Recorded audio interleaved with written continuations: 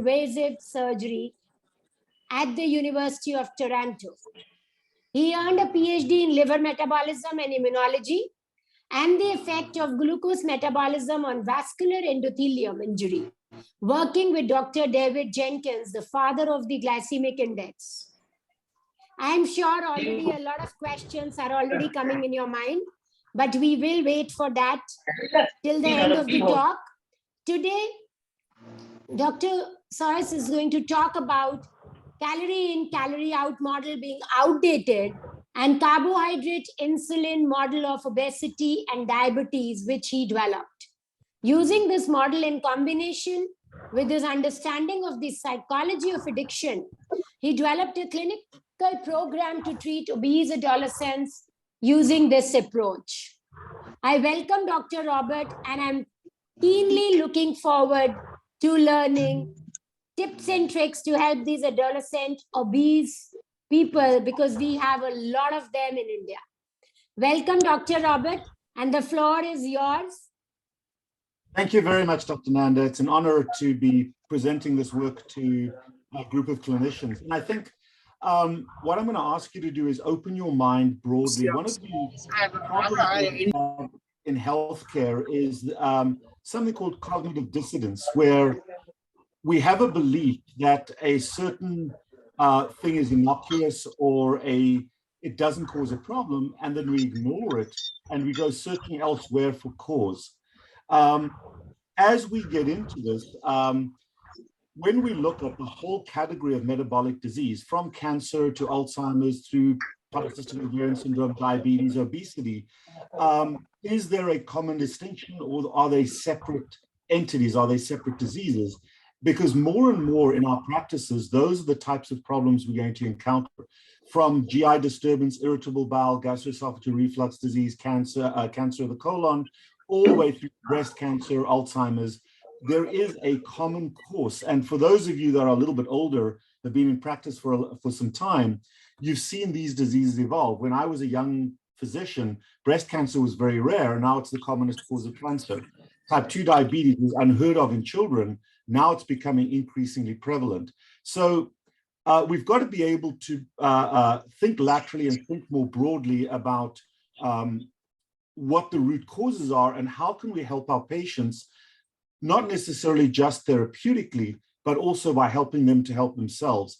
And I think probably in India as well, but certainly here in the United States, I'm sitting in Florida in the early morning here as we speak, more and more healthcare has shifted toward a therapeutic paradigm where we see a patient, we do some blood work, we do some tests, and then I've got a pill for you. So we throw medication at a problem. And while that may cure something like an infection, it isn't very good for what I call lifestyle diseases or diseases caused by the patient's pattern. So when we talk about obesity, metabolic disease, the question is, what is the root cause? And is it sugar? Is it polyunsaturated fatty acids? Is it triglycerides? Is it all the fat that we eat in our diet that's just clogging our blood vessels and causing heart attacks and strokes? We're obsessed with LDL and cholesterol causing so many vascular issues. Is it insulin? Is it glucagon? What is the root cause issue? And in part because of our cognitive dissonance, we have ignored the, I'm going to call it an African elephant because I'm the African in the room, the African elephant, and we ignore the elephant in the room and we focus on the minutiae and we don't get it right. We're not able to really treat the problem to resolution. Just to give an analogy, certainly here in the US and I think in India as well, in the 1950s and 60s, we saw a massive increase in heart attack and stroke rates. And when we did autopsies on the people that, that died of heart attacks and strokes, we found that their blood vessels were clogged with this gelatinous mess that was made of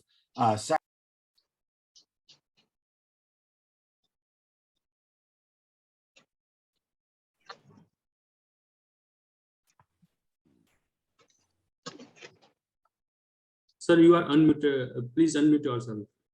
Oh, okay. Sorry. Can you hear me okay? Yes.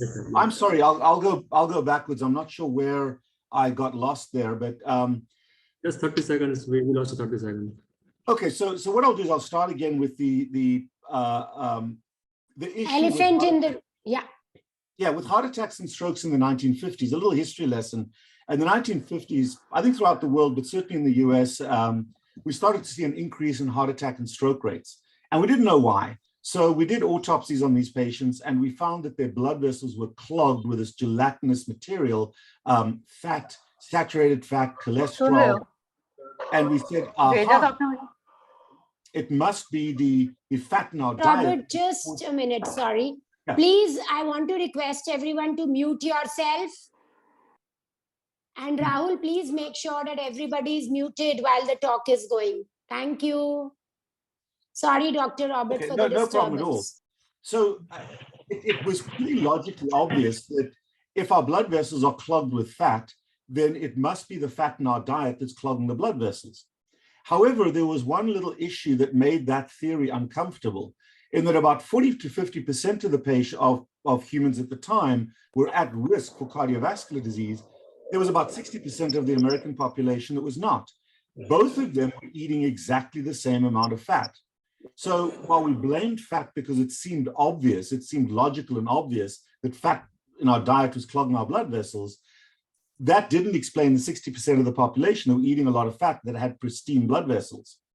And the reason for 30 or 40 years, we were unable to come to identify the root cause is because we'd already given the root cause a free pass. In the 1950s and 60s, we believed that smoking was innocuous, that nicotine caused no damage, and we encouraged, as doctors, we encouraged people to smoke as a source of emotion management. And it took 30 years and millions of people dying and suffering from cardiovascular and lung disease because of smoking for us to identify smoking as the root cause of that cardiovascular disease. However, by that time, we had already become lipophobic as a society, and we demonized saturated fat and fat as a problem and as a cause of so many health issues. However, in the modern era, if you think about it, if you have a patient who has cardiovascular disease, if you have a patient who has emphysema, COPD, or lung cancer, I would tell you that it would be malpractice to treat their COPD with medication if you don't also address their smoking, because the root cause of that COPD is their smoking.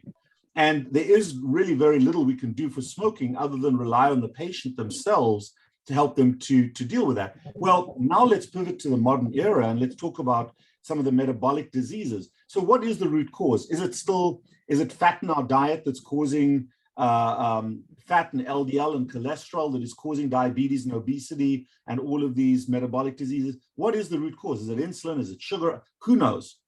Well, let's figure this out. But because we don't know, we have over many years created a bunch of ridiculous diets to treat the consequence of a bad diet. Whether you believe it's saturated fat, whether you believe it's cholesterol, whether you believe it is too much salt, whether you believe it's too many calories, whether you believe it's sugar that is causing the problem, our beliefs led us to create these ridiculous diets, from vegan to carnivore, intermittent fasting, a variety of different diets that come and go, and they all fail. So when you look at adherence to the effectiveness of these diets, and I've just selected a paper that was published in 2005 that looked at the Atkins diet or carbohydrate restriction, looked at Ornish, which is fat restriction, Weight Watchers energy or caloric restriction, macronutrient balance, and the zone diet. When you looked at this group of obese patients after 1 year, and 1 year is a very, very short time, the lifespan of this group of patients, average weight loss was between 5 and 7 pounds to maybe 3 kilos.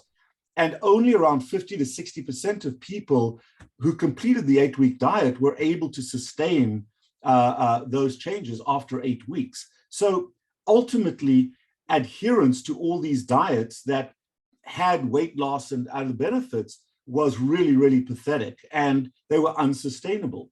So the science behind these diets collectively, whether you believe it's carbohydrates, whether you believe it's fat, whether you believe it's calories, that scientific element, whether it was valid or invalid, was very, very difficult to sustain in the life of the patients. And the reason for that is because we use diet methodology. So what happens and what continues to happen is that 98% of diets fail from a sustainability perspective. It doesn't matter what the diet is. You can have the best darn diet in the whole wide world. The patients fail to adhere to that 98% of the time. So we have to come up with a better strategy and a better understanding of what the problem is. So currently, we are imprisoned, as I said, by our own cognitive dissidence. We are trapped in an insulin, glucose, lipid biology problem.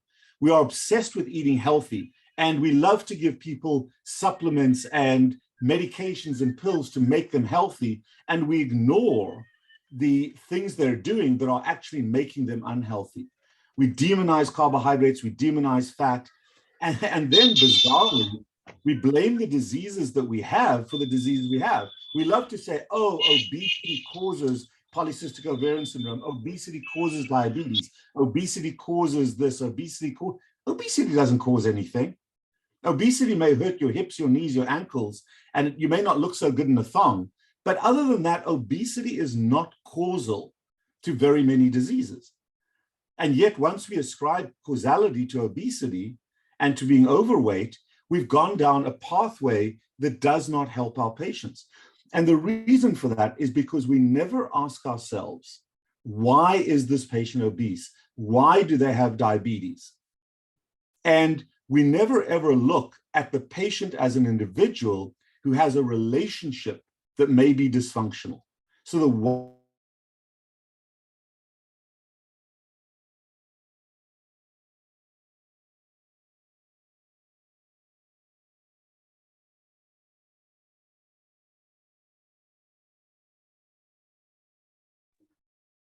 Can you hear me now?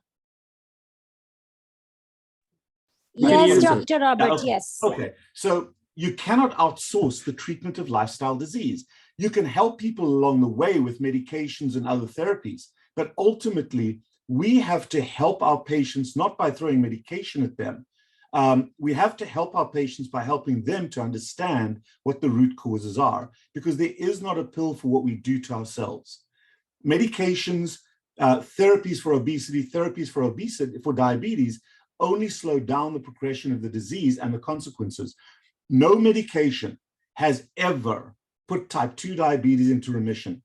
And yet in my practice, every day, I put patients' diabetes into remission. I help them to put their diabetes into remission, which means a hemoglobin A1C below 5.2 and blood sugars in the 4 to 6 range without medication. Absolutely doable, absolutely reversible, but not primarily because of medications. Medications may help, but there's something else going on that we have to help our patients with. So, okay, take a deep breath. As I said, diets, caloric restrictive diets, different elimination diets treat the consequence of metabolic disease. They do not treat the cause. So you may put someone on a diabetic diet, you may put someone on a weight loss diet, but that obesity and diabetes are not the cause of metabolic disease. They are the consequence of metabolic disease. And that's a fundamental change in our thinking. So the root cause of metabolic disease has little to do with diet or food. And I'm going to explain the statement in a second. The root cause is dysfunctional emotion management, the root cause of all metabolic health. Just like the root cause of most lung cancers, of COPD, and of cardiovascular disease is smoking, the root cause and a relationship with cigarettes and nicotine from an emotion management perspective, the only purpose of nicotine is to dissipate emotional tension, to manage stress, anger, depression, anxiety, frustration, sadness, boredom is an emotion, and pleasure. And a smoker is somebody who leverages the use of smoking and nicotine as a dysfunctional way to manage that set of emotions. And then based upon that drug, there are specific metabolic consequences or health consequences. So the root cause of metabolic disease, and I'm going to explain this, is dysfunctional emotion management and a substance abuse or an addiction problem. And if we as physicians, if we as practitioners do not understand and make our clients and our patients aware of that, we are failing them. If you cannot tell a patient to address their smoking when they've got COPD, we as physicians are failing them. Diets fail because diets are deprivational, and diets allow the addict to have just a little bit. You can have a little bit, but don't have a lot. Caloric restriction. Well, can you imagine treating an alcoholic by saying, hey, you're only allowed to drink 2 beers a day, don't drink more? If they only drank 2 beers a day, yes, absolutely, they wouldn't be drunk, they wouldn't get another DUI. But the premise of addiction is that you've lost the capacity to control the relationship. And if you can't control the relationship, to ask someone to tightly control the relationship they do not have the capacity to control is lunacy. And yet that is the premise of every single diet. Diets are based upon asking our patients to control their eating habits when they've, by definition, lost the capacity to control that. So as we look at the brain in terms of emotion management, there really are two connected needs to the brain. The way the human brain works is it can focus intensely for around 20 to 30 minutes at any one time. And during that time, we build up a series of chemicals in our brain cells, primarily dopamine, which is our focus hormone. And then at some point that reaches a critical threshold and we need relief. We need what I call a mind cleansing moment. And we all have quirks and little habits that we do. As you notice, if you can see me, I'm talking a lot with my hands. That's part of my relaxation strategy. But we all have little quirks. Some of us may lean over and have a puff on a cigarette. I've got some coffee here. And just that little sip, those few seconds, is my mind cleansing moment. You may say a little prayer. You may go over to a colleague and chat. You may look outside and see what the weather's doing because you're playing golf later on. But everybody can be defined by that little thing they do in a dominant and excessive way to give themselves that serotonin relief. And that is the premise of that necessity occupies the day. Throughout the day is broken up by those little sessions. Focus, mind cleansing moment, focus, mind cleansing moment. And if the thing that you do for that mind cleansing over time causes cumulative harm, that becomes a problem.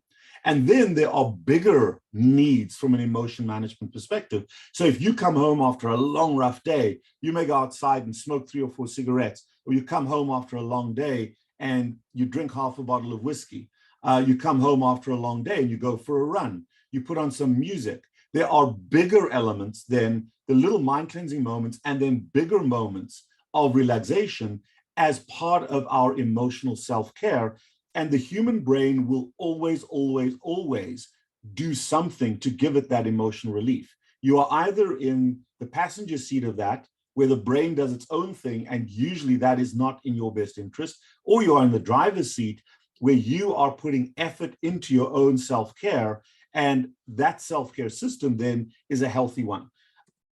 So every day, all human beings throughout the day experience stress, anxiety, frustration, depression, sadness, anger, fear, boredom, and pleasure. And there are 2 different ways in which human beings manage emotion. The healthy way is called an effort-based emotion management system, where you have to put effort in and put time into that, that emotion management system up front. You have to pay a price up front. And really what you're looking for is to relax the conscious emotional tension so that you can connect with your subconscious in kind of a meditative way. And obviously, India has, at least in my lifetime, one of the largest focuses on that meditative space, whether it's yoga, whether it's the Mahatma Gandhi type style. When you think of healthy meditative events, India has been in the past a forerunner of healthy meditative time. But what are we talking about? We're talking about the creative arts, which could be reading, writing, music, fashion, photography, sculpture, art, singing. It could be gardening. It could be cooking. There's a whole variety of creative arts. So when you're reading a book and you're focused on the pages and your brain leaves those pages and you go into that kind of subconscious meditative state where you relax because the reading has relaxed you, you can now in that meditative state identify and sort through tough issues in your life in a comfortable way, emotionally challenging issues. I had a fight with someone today. How do I resolve that? And you game plan and you strategize. And then you come back to the book. And number one, you're emotionally relaxed. Number two, you've got a game plan for dealing with certain issues in your life that triggered emotions. And number three, in an unconditional way, you can be proud of the fact that you read, irrespective of how much or how long or how many pages you read. And that pride in effort in an unconditional way builds up self-esteem, self-confidence, and self-respect. And if your sense of self is strong, you can handle issues that trigger emotional tension. And the mechanisms we use on an effort-based system, creative arts, meditation, and spirituality. Spirituality is not just a book and a building that we go to. It really is about a connection with a higher power, irrespective of the religious affiliation, where you can have an ongoing dialogue with that higher power. Man, I had a rough day today. I had a fight with someone. I need some guidance as to how to handle this. It's an ongoing discussion, ongoing dialogue in a meditative way that helps you to resolve tough, traumatic emotional issues, as well as a form of relaxation. Physical activities are very powerful emotion management system. It's not about going to the gym or exercise necessarily. It could be, but just going for a walk, taking my dog for a walk in the evening is a wonderful way to dissipate emotional tension in an effort-based way. And I always feel unconditionally proud when I'm done. Human connection. Most of us think we're good at human connection, but human connection has two major requirements. And most often we don't do these two things. The first one is unconditional trust in one or two or three people in our lives, not everybody, but most often we're afraid of how that person is going to judge us. So we're afraid of criticism, we're afraid of judgment, so we don't place that implicit trust in them. And then we don't do the second part, which is crucial to healthy human connections. We don't take the risk of being vulnerable. Vulnerability tightens human connections. But if we're afraid of what that person is going to think of us, then that sense of shame, we keep everything inside, it festers inside of us. And we are not able to use human connection to absolve emotional tension. And then healthy sexuality and certain substances. We'll get to the substances in a little bit, but it is that effort that you put in to create a meditative connection with your subconscious, and then the pride that builds your sense of self. That is a healthy emotion management system. But more and more coming out of COVID and all these things, we hear about mental health, mental health, mental health. Well, mental health is primarily related to the comprehensive deficiency of these strategies. And most people have sliced these away because they're too busy, they're too angry. They have developed dysfunctional ways of managing emotions that do not involve these. So what is the dysfunctional form? Dr. Robert, Yes. there is a request if you can move one slide back. Yes. Sanjay, a slide before this.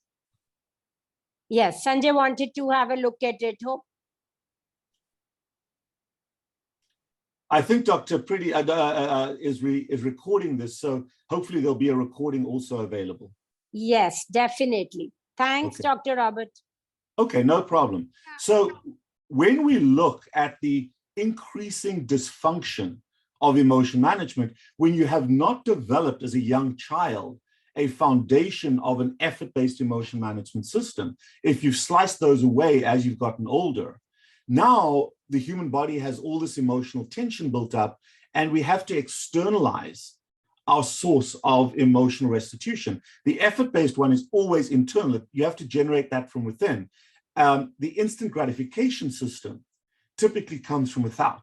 And this is where the reward is up front, and there's negativity, harm, guilt, erosion of self-esteem, self-confidence, and repression of dealing with the issues. So if I have a big fight with someone today and I come home and I smoke 3 cigarettes, the nicotine in those cigarettes, or I drink a half bottle of whiskey, the alcohol, the nicotine, the heroin, the crystal meth, whatever it is incredibly powerful to give me that instant endorphin effect. As soon as the nicotine enters my bloodstream, there's a burst of relaxation, wonderful, massive tranquility relaxation, but it's short-lived. And on the back end, you've got that negativity, you've got that guilt, you've got erosion of your self-esteem. So typically someone who overuses substances for emotion management, our sense of self is kind of in the toilet.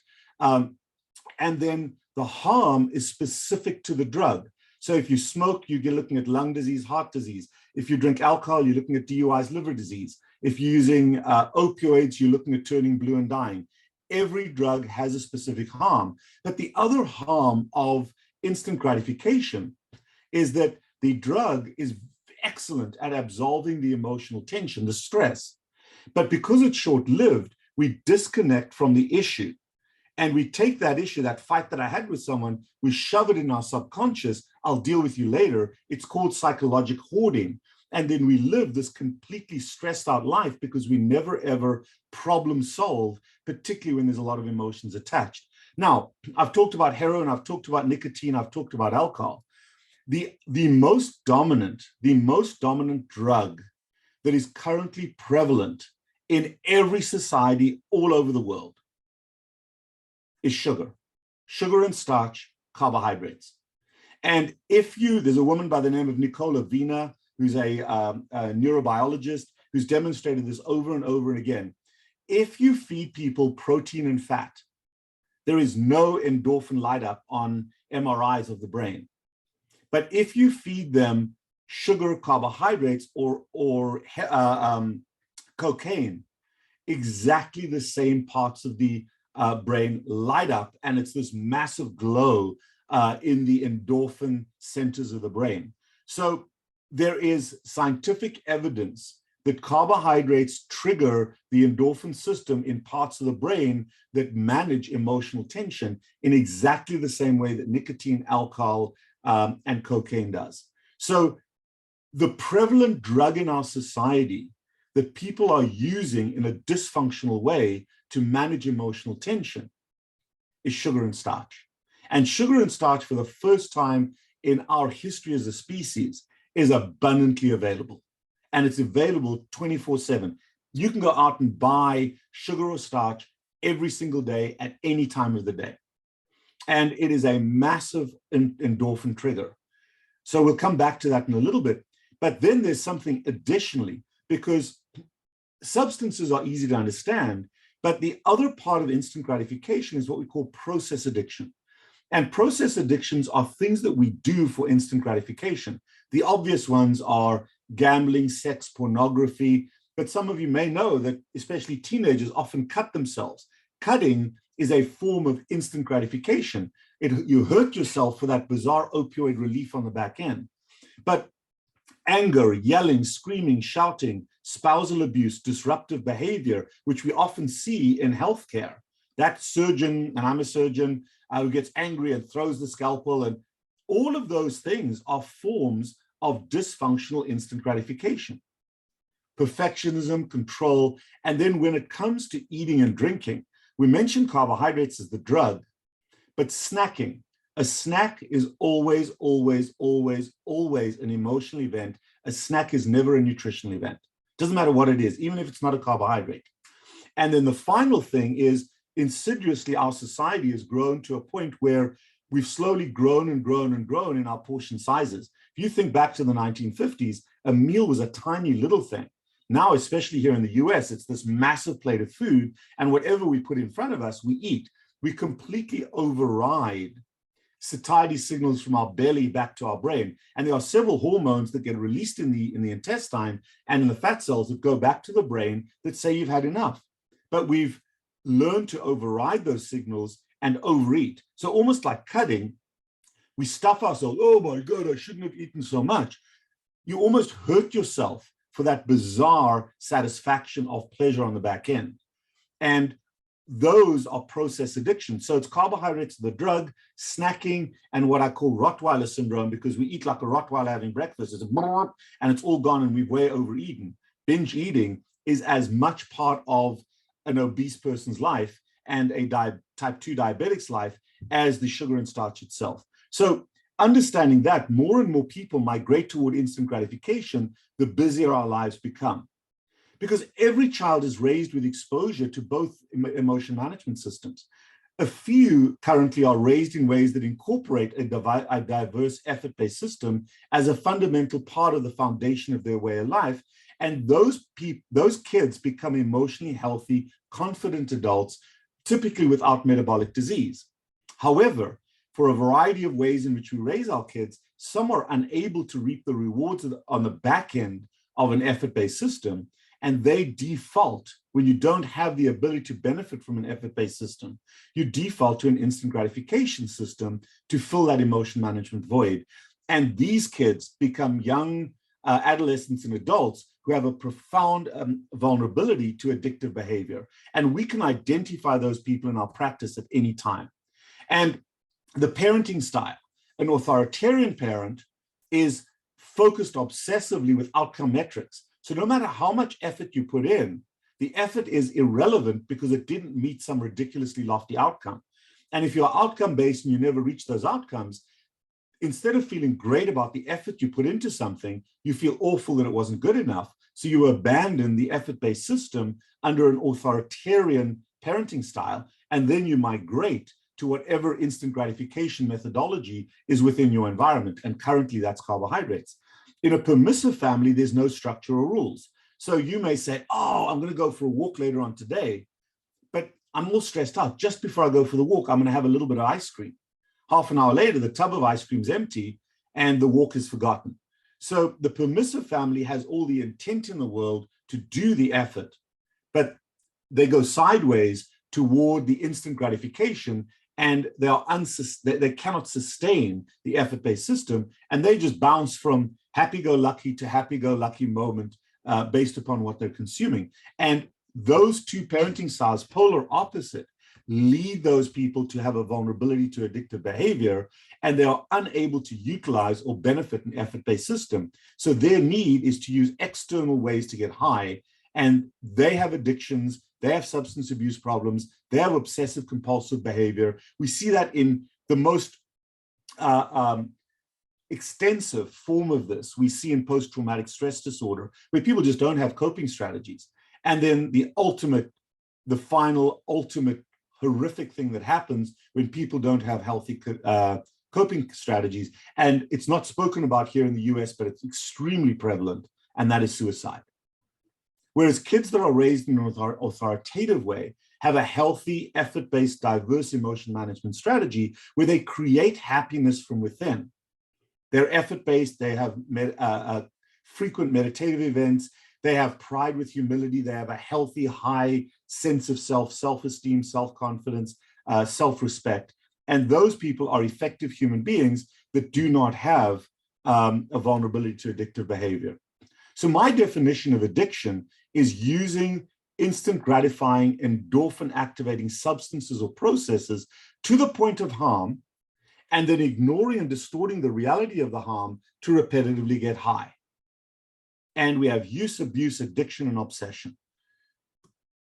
So let's break this down because people are, oh, how can that be? How is that possible?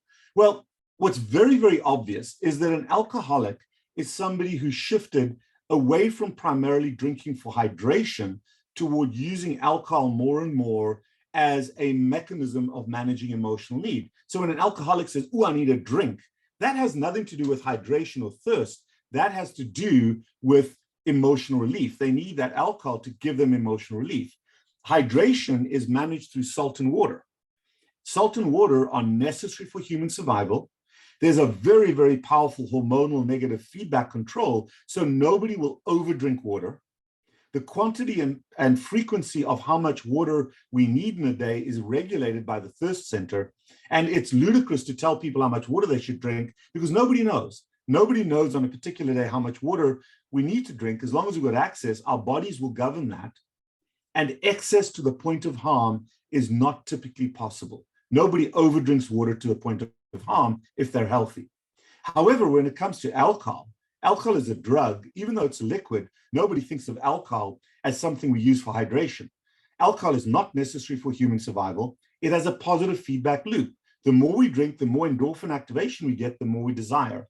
So quantity and frequency of alcohol consumption is regulated by emotional need that is proactive rather than restrictive like the thirst center. There's a powerful incentive to excess, and excess over time causes harm. In exactly the same manner, when you look at food, food by definition are the things we need for nutrition, both from a caloric perspective and from a substrate building block perspective. Our nutrients are protein and fat, fiber, minerals, vitamins, micronutrients, electrolytes. Our calorie sources that are necessary are fat and protein, and the protein can very readily be converted to sugar by the liver. Gluconeogenesis is a readily available process in the liver. So our need for food is controlled by the hunger center. Food, by definition, is necessary for human survival. Without protein, without fat, without the things in the orange boxes there, we will get sick and die. Quantity and frequency is regulated by a variety of hormones, the incretins, the GLP-1s, the GIPs, the peptide YYs, and the leptin from our fat cells and from our gut. Those signals go back to our brain and very tightly regulate quantity, frequency, regulate satiety. Those are our satiety hormones. Nobody knows how much we need to eat because the human body knows exactly how much to eat. So if you're eating a salad, if you're eating a steak, if you have a huge steak in front of you, you start eating that steak, you don't know how much you need, but at some point, a signal goes from your belly to your brain that says you stop, you've had enough. And there's no way you're going to overeat that steak. You may eat a lot, but you're never going to overeat it to the point of harm, because excess to the point of harm is not possible in healthy humans. However, when it comes to sugar, carbohydrates, and we're talking about carbohydrates as they enter the bloodstream, not as they enter the mouth. Remember, an apple and a donut have exactly the same sugar in them. In fact, the apple has about twice as much sugar in it than the average donut, and it's glucose and fructose, which is what enters your bloodstream. However, the sugar and the starch, glucose, fructose, galactose, is a very, very powerful endorphin trigger. Sugar consumption is not necessary for human survival. I'm going to say that again. Carbohydrate consumption is not necessary for human survival. If you never ate carbohydrates again, you would be perfectly, absolutely fine, because the liver with gluconeogenesis regulates the production of carbohydrates. So they are not necessary for human consumption like alcohol. There's a positive feedback loop. The more we eat, the higher we get, the more we eat. The end point of a bag of chips or a tub of ice cream is the end of the tub, the bottom of the bag. There is no satiety signal. Our quantity and frequency is regulated by emotional need, not by nutritional need. My stomach can be so full of steak or so full of a salad or vegetables, oh, I can't eat anymore. 5 minutes later, I'm sitting in front of the TV. I'm not eating more steak or more lettuce, but I am eating a bag of chips. I'm eating a tub of ice cream. I'm eating some chocolate. The need there has nothing to do with nutrition. I'm full.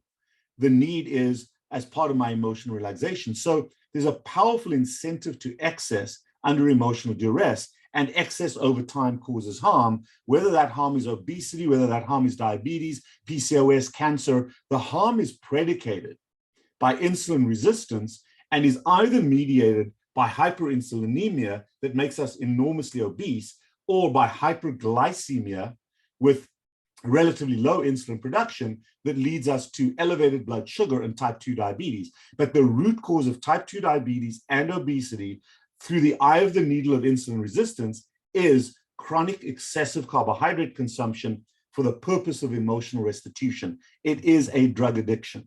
And you can treat diabetes with all kinds of drugs and insulin. You will never, ever put diabetes into remission unless you get that person to stop eating carbohydrates. Remember, alcoholism is as much a hydration problem as carbohydrate addiction is a nutrition problem. While carbohydrates are mixed in with our food, don't think of them as food, think of them as a drug in the modern era. Now, historically, carbohydrates were available for subsistence. They helped us to stay alive. But for the most part, most of us with obesity and diabetes, it's an access problem. We no longer are facing nutritional scarcity. We're facing a nutritional tsunami. Most of us live our lives within 50 yards of an abundance of food. We no longer have to go out and seek food. We've got to protect ourselves from too much. It is impossible to be addicted to food. Protein and fat will never, ever make us fat.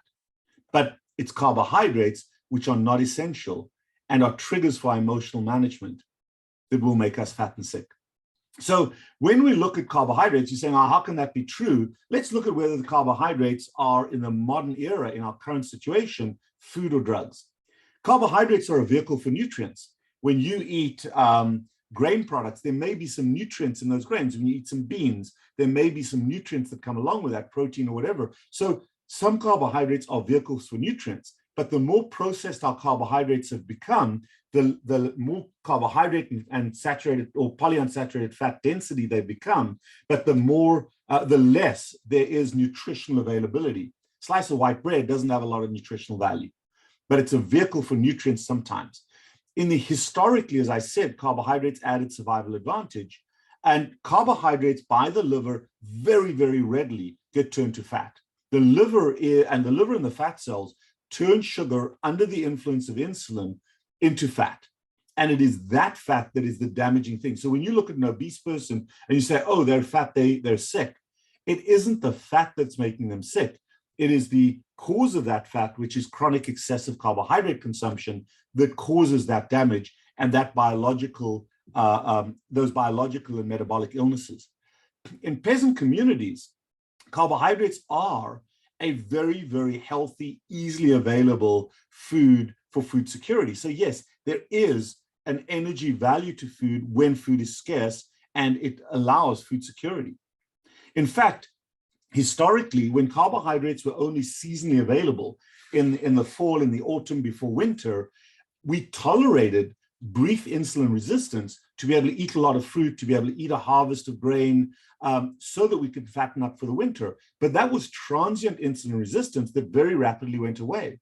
When you are insulin resistant 24/7, eventually that causes greater harm. Insulin resistance is a precursor for type 2 diabetes. Insulin resistance is a precursor for diabetes when you are hyperinsulinemic. So when carbohydrates are seasonally available, not a problem, but now they're ubiquitously available. Carbohydrate access was environmentally regulated, and the purpose of carbohydrates as food was for their energy value, not for their emotional value. And the reward of accessing carbohydrates historically, and still in certain peasant communities, the reward is survival. But when we look at carbohydrates as a drug in the modern era, they're not essential for life. They are ubiquitously available to most of us.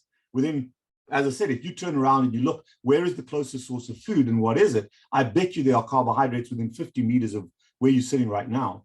They have the powerful positive endorphin feedback. There is no homeostatic control. There's no negative feedback that governs the consumption of carbohydrates like there is for protein and fat. Excess is possible. Excess is desired from an emotion management perspective, and excess leads to harm desired by the brain. And a loss of multi-generational parenting over time, the fracturing of larger communities, has resulted in instant gratification methodology, and the reward is the high. So in 2022, we have become societies of carbophilic, lipophobic people who are only happy when we're high. And if you look at our society, that's what we're seeing. Carbohydrates are not nutritionally necessary for human survival. Sugar and starch are drugs we use to obliterate, numb, and soothe our emotions. And these drugs in our modern society are the dominant cause of devastating mental and physical health consequences. And you see these people every day in your practices. And it is chronic excessive carbohydrate consumption through hyperglycemia, insulin resistance, hyperinsulinemia that leads to the full, complete spectrum of metabolic syndrome. Remember, there is no disease caused by the deficiency of carbohydrate consumption. But all of the diseases you can see on this sheet of paper, everything about this person that you see is caused by chronic excessive carbohydrate consumption. And when you take away those carbohydrates on a diet, so now I'm going to go on a keto diet, I'm going to go carnivore, I'm going to cut out the carbohydrates. Well, if your exclusive source of emotion management is your relationship with sugar and starch and snacking, you remove the carbohydrates, now you've got cobwebs, you've got nothing. So that's manageable. A ketogenic or a low carbohydrate diet is manageable while life is good. But when life throws you an emotional curveball, what are you going to do? You don't have an effort-based system. And of course, you're going to relapse back to carbohydrates. So the reason diets fail, even ketogenic diets, intermittent fasting diets, they fail 98% of the time in terms of sustainability because they are intentionally deprivational from an emotion management perspective, and they deprive us of that mind-cleansing serotonin relief we used to get without replacing it. And a lot of people will either go back to carbohydrates or do a drug transfer. People who successfully quit smoking often gain weight. Why? Because they surrogated carbohydrates for nicotine. So we have to understand that in the addiction model, it's removal and replacement. Replacement with healthy food is as important as replacement and helping people to develop an effort-based emotion management system to replace the role of carbohydrates in our life. So I'm going to briefly discuss this, but in diets, people focus on carbohydrates. In the addiction methodology, we have to look at the person's relationship with carbohydrates. Neither alcohol nor carbohydrates are the problem. It is an alcoholic and an obese or a diabetic person's relationship with a substance that is. So we've got to address the relationship, not just the substance. Diets require tight control. Addiction understands that there is no control. Therefore, we have to help the addict to create distance from their drug. You can't quit smoking if you still got your cigarettes in your pocket. You have to crumple them up and throw them away. Diets are graded. You can have a cheat day, you can have a treat. When it comes to addiction, addiction is about the word permission. Once you cross the threshold of permission, one sip of beer doesn't make the alcoholic drunk, but every alcoholic knows once they grant themselves permission for that first sip of beer, and there's never ever a valid reason for them to have that sip of beer, it's a long slippery slope before they come back. In exactly the same thing, if you still have carbohydrates in your life, you can have a little bit, you can have some berries, you can have... The problem with that is that you cannot break a habit that you're still doing. So addiction management is through abstinence. You cannot abstain from eating food. You cannot abstain from drinking, but you can abstain from drinking alcohol. You can abstain from eating carbohydrates if the disease is worse than your relationship with a drug. If you've lost your legs or you lost your kidneys because of diabetes, perhaps that's the wake-up call to say, hey, maybe I need to get rid of these carbohydrates. Diets start all at once. It's eating the elephant in one bite. And the way to eat an elephant, an African elephant, is in little pieces. So we've got to go through the contemplation, the ownership. Yes, I am a carbohydrate addict. Here are the changes I'm going to make. And then you start slowly. You start to make little progressive changes, and eventually you complete the eviction of carbohydrates from your life while you bring in an effort-based system. Diets have measurables, weight loss, blood glucose, whatever it is. Addiction methodology is a lifelong habitual change, and the measurables are health and happiness. And there are milestones along a journey. There is no endpoint to addiction management. Keto diets, eat when you're hungry. When addiction, you really want to program your eating, try to schedule your eating so that you're eating once or twice a day in a predetermined manner. Ketogenic diets offer you healthy snacks. A snack is always an emotional event. What you want is something that you can consume as a mind-cleansing moment. This is a cup of coffee that does not do caloric harm. I've called that a bridge. It bridges me over the moment for that mind-cleansing moment without causing me caloric harm. Intermittent fasting is fast on ketogenic diets. Intermittent fasting is intrinsic to the process. When you're in ketosis, you don't feel like eating. My first meal today will be late tonight at 6 o'clock in the morning, 7 o'clock in the morning right now. Why? Because I'm in ketosis, I'm not hungry, and I'm busy. So don't force intermittent fasting while your blood sugar is doing this. Allow it to evolve. Keto diets are deprivation. You're not allowed to eat this, you're not allowed to eat this. Addiction management is all about what you can eat. Whether it's vegetables, whether it's meat, I don't care. If you're mostly vegetarian, mostly carnivore, or anywhere in between, it doesn't matter. It's the carbohydrates that are a problem. But ketogenic diets are all about that negative vigilance. You're not allowed to have this, you're not allowed to have that. Addiction management eventually becomes, that's disgusting. How can anyone drink a Coke when I used to drink a lot of Coke? There's an arrogance that empowers you to stay away from the drug. There's no such thing as about healthy food. It's not about eating healthy. It's about not eating food that causes you harm. Nobody tells an alcoholic what they should drink, but we love to tell fat people what they should eat. The focus should be about not drinking alcohol. And then what's left is fine. In exactly the same way in addiction management, if you're not eating carbohydrates, apart from vegetables are fine, they're free. If you're not eating carbohydrates, it doesn't matter what you're eating. It doesn't matter what you eat as long as you're not eating carbohydrates. And on a keto diet, there are strict rules, cluttered structure. Addiction management has rigid boundaries with a wide selection within it. Diets have a purpose to lose weight. Addiction methodology is about changing your way of life, who you're becoming. Diets are physical. Addiction management is mindful.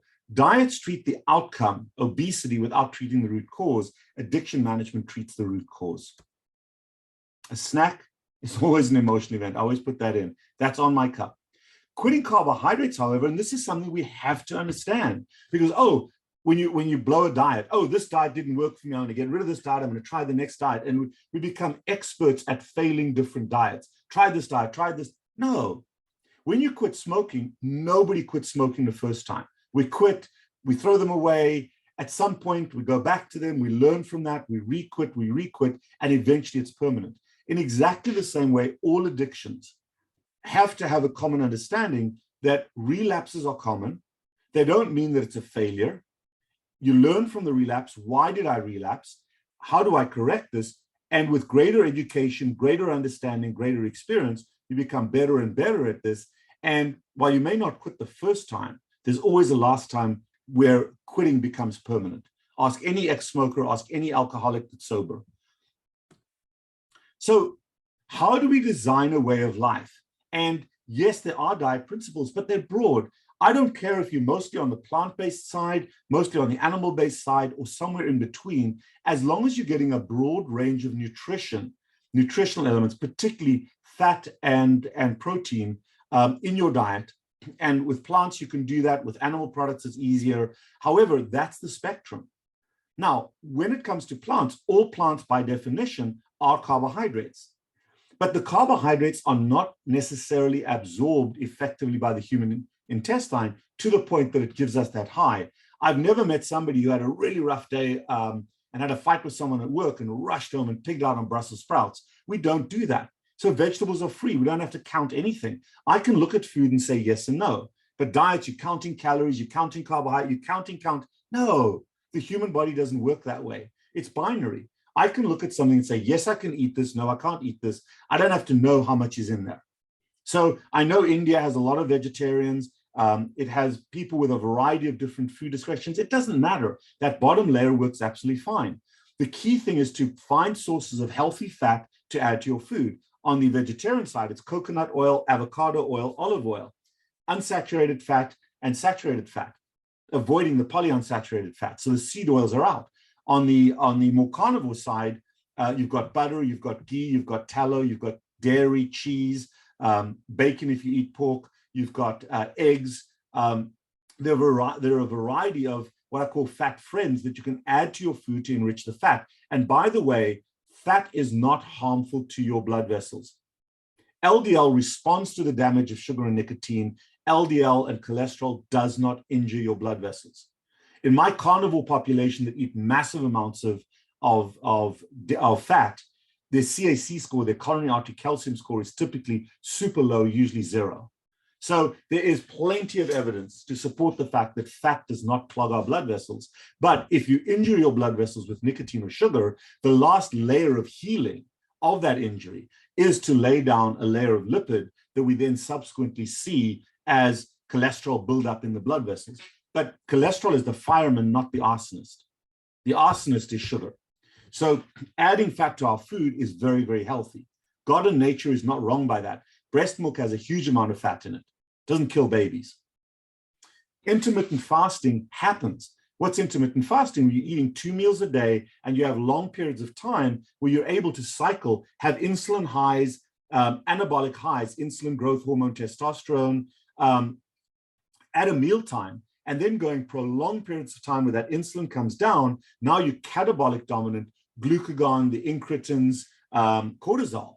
And that cycle is the healthiest homeostatic way for the body to be. If you're continuously insulin dominant and glucose dominant, that breaks the body down. If you're continuously anabolic, that's not good. If you're continuously catabolic, that's not good either. You want that cycling, and that's what intermittent fasting does. As I've said before, from a mind cleansing moment. A bridge is my coffee, my water, green tea, whatever it may be, that bridges across that moment that you need, that little segue from focus, without causing caloric harm. And the most important differentiating factor of an addiction process is prioritizing self-care time. Busy people, the first thing we do is we sacrifice self-care time. You become a less effective human being if you don't take care of your own emotional needs first.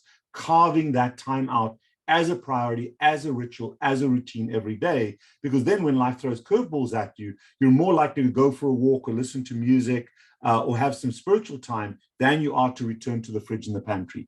And then the final product that has been demonized with humans, where all mammals prioritize salt as much as water. Salt is essential to our diet. Salt will not cause your blood pressure to go up. Salt does not cause edema. It's glucose that causes the edema. Glucose causes the hypertension. Salt is necessary for the human body, and the human body has a variety of mechanisms of getting rid of excess salt. It does not do well with salt deficiency. The human body has a bunch of ways to create glucose. It does not do well with excess glucose. So they're polar opposite. Do not be afraid to use salt in the face of glucose. It regulates blood volume and blood pressure. The entire renin-angiotensin system is surrounded by that. So to summarize, the most important thing we can help our metabolically challenged patients to do. Yes, we may treat them with medication to treat the disease itself, to treat the obesity, to treat the diabetes, but ultimately the root cause is chronic excessive carbohydrate consumption and an addiction, a use of sugar and starch for emotional value, not for nutritional value. And if we can help our patients to recognize that and to begin slowly to alter their mechanism of emotion management, we will treat the root cause to remission. Remission only happens when you're not doing the thing that caused the problem in the first place.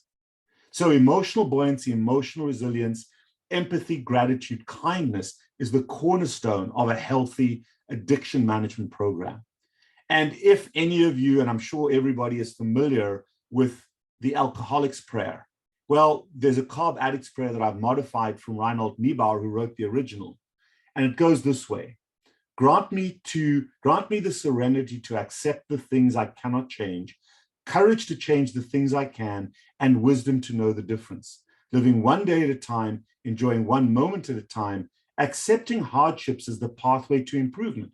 Tough to quit carbohydrates. Taking this imperfect world as it is, not as I would have it.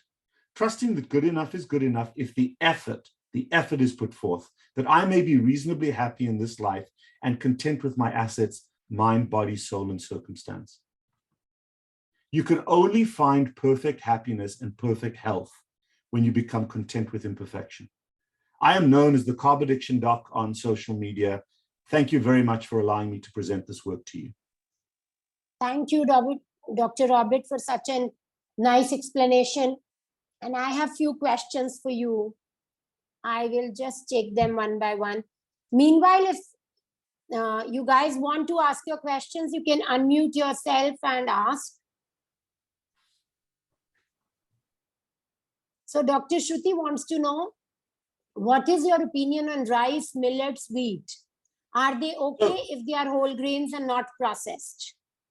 I have no problem with any carbohydrates, but I do have a problem with some of the processed things because they have no nutritional value. But rice, millet, those are staples for a number of communities.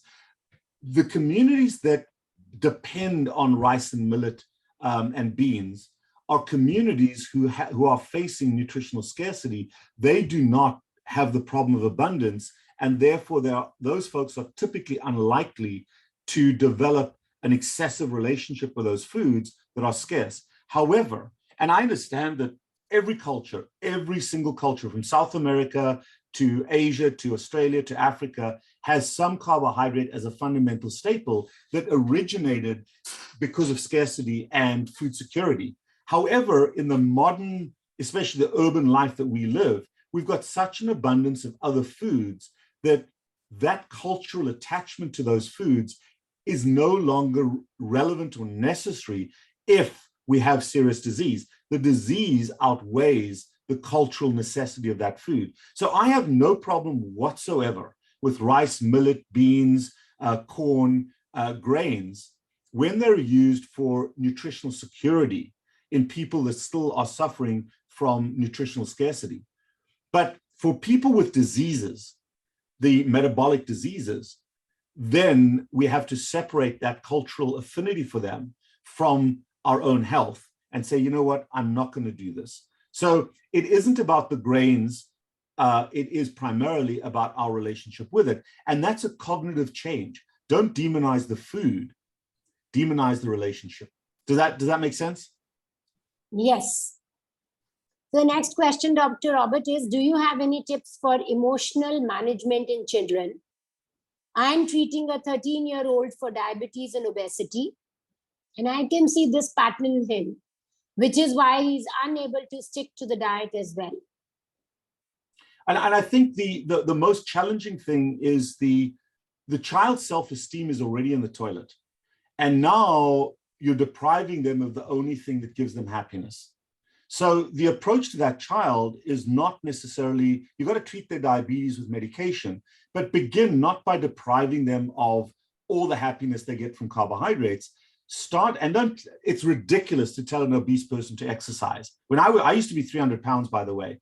To exercise a 300-pounder is crazy, but I could go for a little walk. Start focusing on other forms of happiness, other forms of contentment. Start helping that child to build up his self-confidence, his self-esteem. They're 13 years old. They may be diabetic, they may be heavy, but all of that is reversible. Once we get into our 40s and 50s, it's not. So we've got plenty of time. Begin with finding alternative forms of happiness for that child, of contentment, build up their self-esteem. Then when they're feeling empowered, it becomes easier to make those changes. But if you're going to make those changes with a child, the dietary changes, don't start with everything. Don't remove everything. Remove the easiest things. And the easiest things to remove are the things we drink, the sodas. I have no problem with that child drinking Diet Coke. Is it perfect? No, but it's so much better than drinking real Coke. So find something. Don't just tell the child they must drink water. That's crazy.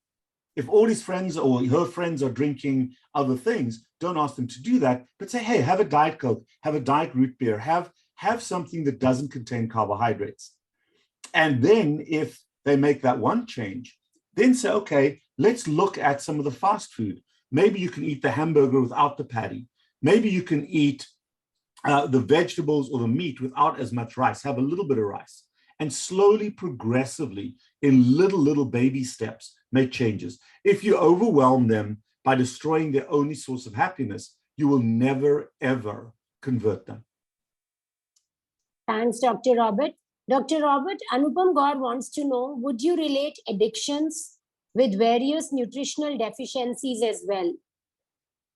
And Absolutely. moving from one addiction to another, can this be considered a good strategy? So first of all, that's two parts to the question.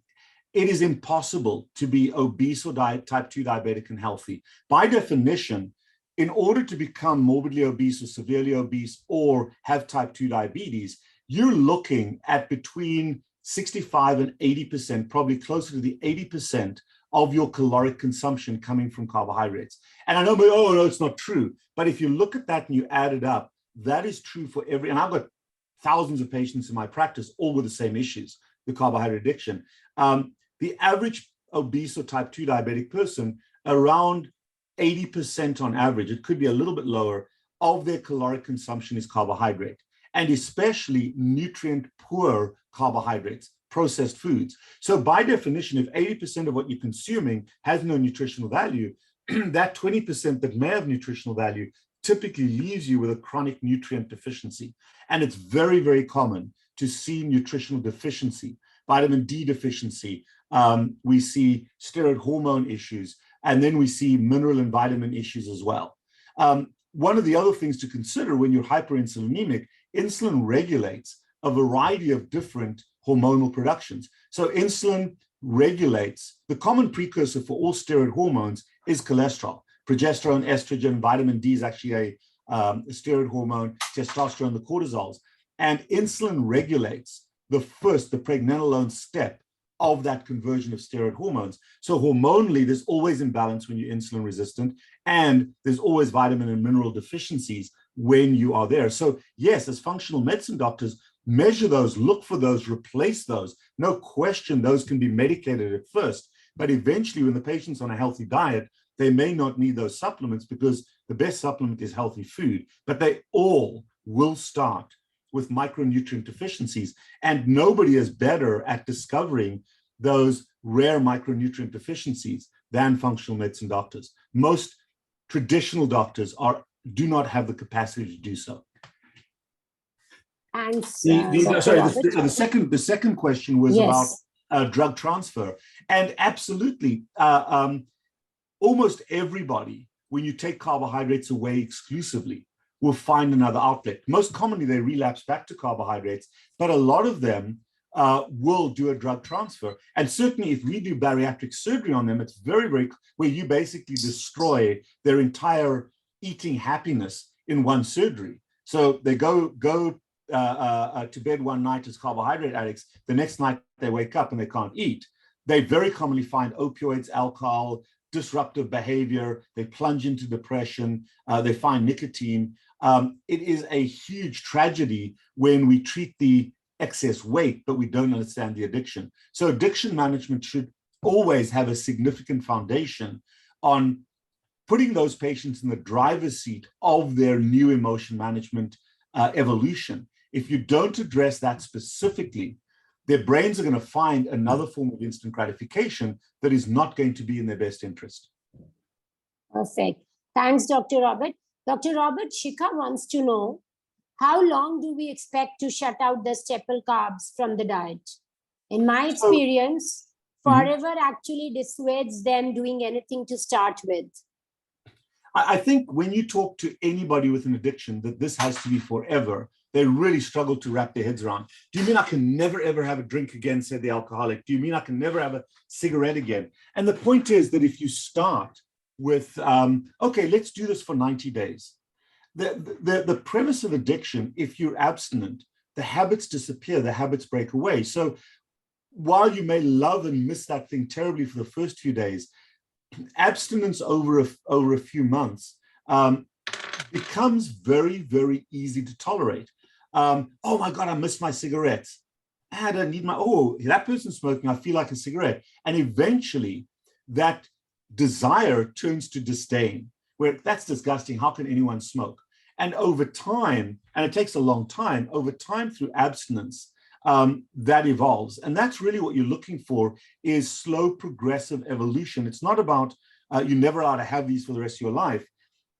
Most people who successfully treat an addiction don't desire the drug anymore over time, but you have to be abstinent over time. There's a beautiful saying, and I'm reading it here. It takes 21 days to start or break a habit, 12 days to find the groove, 6 months to lock it down, a year to crave it or break the craving, and 2+ years to make that transformation your part of your identity. And then it becomes a lifelong thing. So don't tell somebody they have to quit carbohydrates forever. We start with 90 days, 3 months, or even 21 days.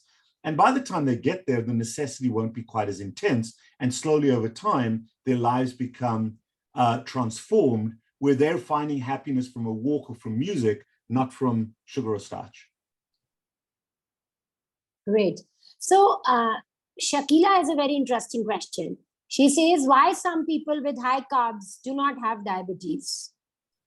Absolutely. So the fattest people are often the healthiest people. And I alluded to this. This is actually another talk that I give, is that when you eat carbohydrates, they enter your bloodstream, they go to the liver. The liver will take some of those carbohydrates, store them as glycogen, and convert the rest to fat. Some of that spills over into the bloodstream. Then under the influence of insulin, that sugar in the bloodstream, when it's elevated, gets distributed to the tissues. The largest repository for sugar are the muscles as glycogen. Now, over time, if you chronically eat carbohydrates, the intracellular sugar rises, and high levels of sugar inside of cells is toxic to the cell. So what the cell does is it downregulates and blocks the insulin receptor. That is insulin resistance. Now, genetically, we really have two types of people. Some human beings can produce massive amounts of insulin. That's measurable. If you measure insulin, you'll see people with very high levels of fasting insulin. those people are hyperinsulinemic. So when they become insulin resistant, when the receptors are blocked, their pancreas can produce a huge amount of insulin, which continues to shove sugar into the fat cells, into the other cells, and the liver and the fat cells then convert that sugar to fat. Those people protect themselves from the damage of hyperglycemia by turning it into fat. They become enormous, and they suffer the consequences of hyperinsulinemia. What are the consequences of hyperinsulinemia? Obesity, massive obesity, but also Alzheimer's, cancer, and autoimmune disease. Hashimoto's, for example, is a direct consequence of chronic excessive carbohydrate, particularly grain product consumption. So Hashimoto's is actually reversible. We can talk about that another time, but those are the consequences of hyperinsulinemia. On the other hand, you've got people who cannot produce a lot of insulin that's measurable.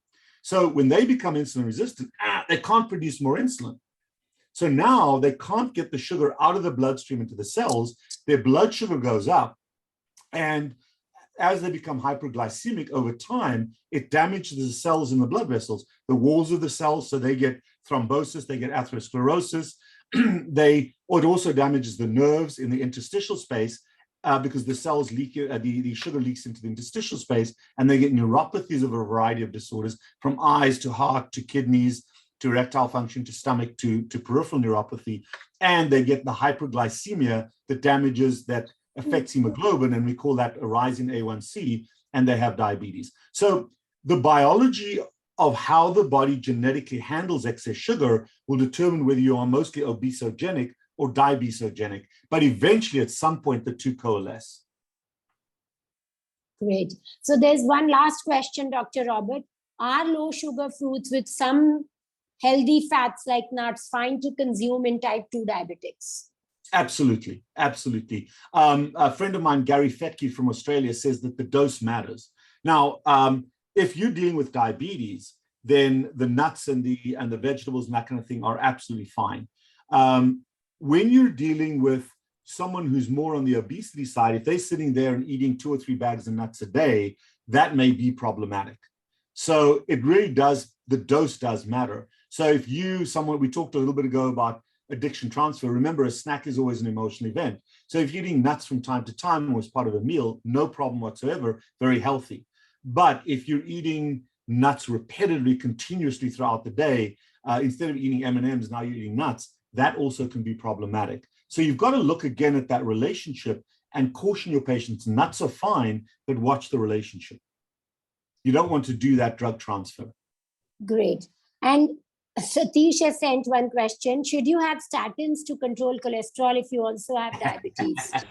Statins are, I'm going to be categorical about this. And if you want to, there's several papers now out. Statins are one of the biggest healthcare frauds in modern medicine.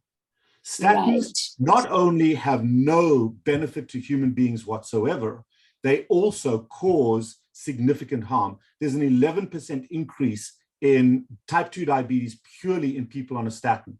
Statins directly cause cognitive impairment in older people. Statins cause gastrointestinal problems, statins cause joint problems, and addressing LDL and cholesterol is basically a way that human beings tell God and nature that they're wrong. Because high cholesterol exists. For example, if you take an egg has a huge amount of cholesterol.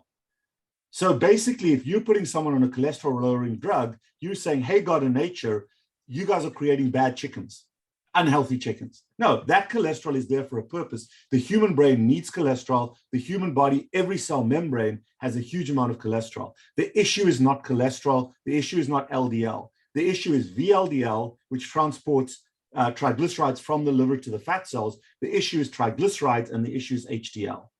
If you get your triglycerides down, your LDL up, at least your HDL up, and your VLDL down, you're going to be far healthier than any statin can make you. So there's plenty of evidence now to support the fraud that the drug manufacturers, it's a $3.4 trillion industry worldwide. The fraud is based upon the results. If you look at the results that the use of statin is based on, it's based on relative risk because there is no absolute risk for LDL. My LDL, if you, it's 240 in American units. I'm just trying to see what it is. My LDL is well above, it's probably around 8.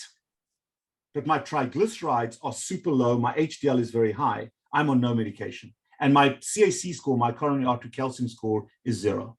There's plenty of evidence that people with very high LDL but low triglycerides do not have cardiovascular disease. So again, my opinion is absolutely you should not use statins. If you're going to use any drug for, and I know it's been demonized often in the literature, any medication to reduce the risk of clots while you're treating these diabetics, it would be something like aspirin, which is a thromboxane A2 inhibitor, blocks platelets, so it blocks the cellular component of clots.